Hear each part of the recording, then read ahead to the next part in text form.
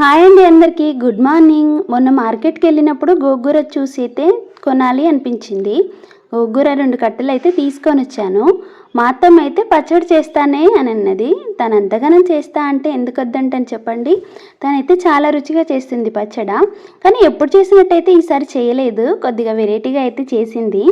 Taste మాత్రం చాలా బాగుంది. ఇదంతా చెప్తున్నావు కానీ ప్రాసెస్ చెప్పట్లేవు అక్క అని అనుకుంటున్నారు కావచ్చు.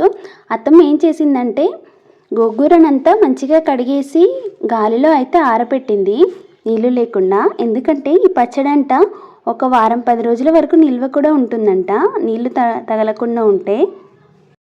తర్వాత పచ్చిమిరపకాయలను అయితే తొడిమలు తీసి మంచిగా నూనెలో అయితే వేపుకుంది. తర్వాత వెల్లుల్లిపాయలు సగం పొట్టు తీసేసి ముద్దలాగా నూరింది. జీలకర్ర మెంతులు 2 కలిపి కొద్దిగా నూనె చుక్క వేసి వేంపిన తర్వాత పొడైతే చేసింది. ఇలా అన్ని పొడులైతే రెడీ చేసి అయితే పక్కకైతే పెట్టింది. వేంపి పెట్టుకున్న పచ్చిమిర్చి ఉంది కదా, అది కూడా దంచి అయితే పెట్టింది. మెత్తగా దంచొద్దు, రుచి మారుద్ది అని అన్నది. కాబట్టి నేనైతే లైట్గానే దంచాను, కచ్చపచ్చగా దంచాలంట. తర్వాత ఆరబెట్టుకున్న గోంగూరను మాత్రం కొద్దిగా నూనె వేసి మాత్రం నూనెలో అయితే మగ్గనిచ్చింది. నూనె కొద్దిగా ఎక్కువనే పోసుకోవాలంట, ఎందుకంటే గోంగూర మంచిగా మెత్తగా ఉడకాలంట. ఇప్పుడు అన్నీ కలిపి పెట్టుకున్న మసాలాలు అయితే రెడీగా ఉన్నాయి కదా. ఏం లేవండి, మసాలాలు అంటే పెద్ద మసాలాలు ఏం కావు.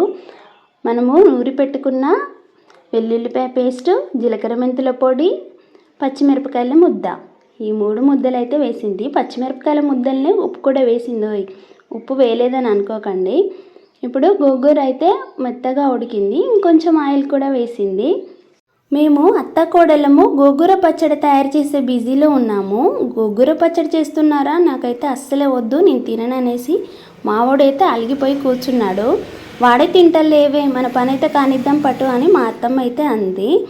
మొత్తం గోంగూర పచ్చడి తయారైన తర్వాత వాడే తింటాడు చూడు అనేసి అయితే అంది. ఇప్పుడైతే నూరి పెట్టుకున్న ముద్దలన్నీ కలిపేసింది ఆ గోంగూరలో వేసి. అంతే, సింపుల్గా గోంగూర పచ్చడి రెడీ అని అనేసింది.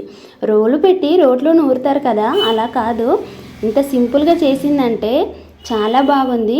ఆ టేస్ట్ కంటే ఈ టేస్ట్ అయితే నాకైతే బాగా నచ్చింది. మీరు ఎవరైనా ఎప్పుడైనా ఈ విధంగా ట్రై చేయండి. ఎలా వచ్చిందో కింద కామెంట్ అయితే చేయండి. ఇంతసేపు తిననన్న మా వర్షితు ఇప్పుడు లొట్టలు వేసుకుంటా అన్నమంతా తినేసిండు. వీడియో నచ్చితే లైక్ చేయండి.